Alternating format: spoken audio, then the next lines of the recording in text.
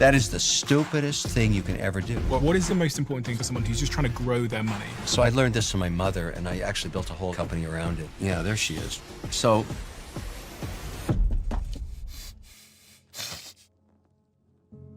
I haven't seen that picture in a while.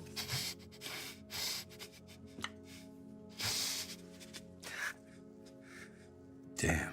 I mean, what she did, the performance was extraordinary. And with that, she put my brother and I through college. She took care of her family when they fell on hard times. When I saw the results, I said, that's it. That's how I'm going to invest for the rest of my life. So talk me through this. I want as much detail as possible. Okay, let's start with this.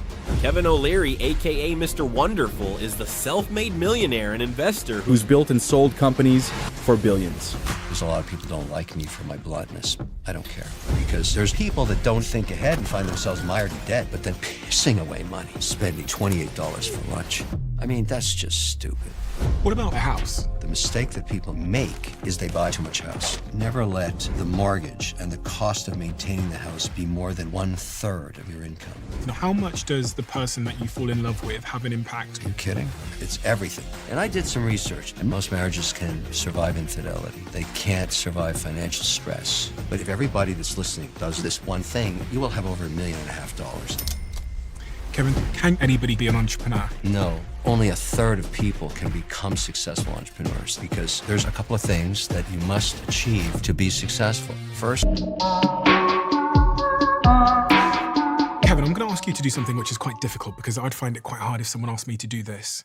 But before we get into the detail, can you give me a 30,000-foot view on your entrepreneurship and investing career? Just the 3 bullet points that are most pertinent before we dig into those specifics. Every entrepreneur I've ever talked to that finds himself where I am today has a defining moment where they are pushed into this path. It's something they can remember, and they remember it in perpetuity. And I'll remember my moment, getting fired in an ice cream store.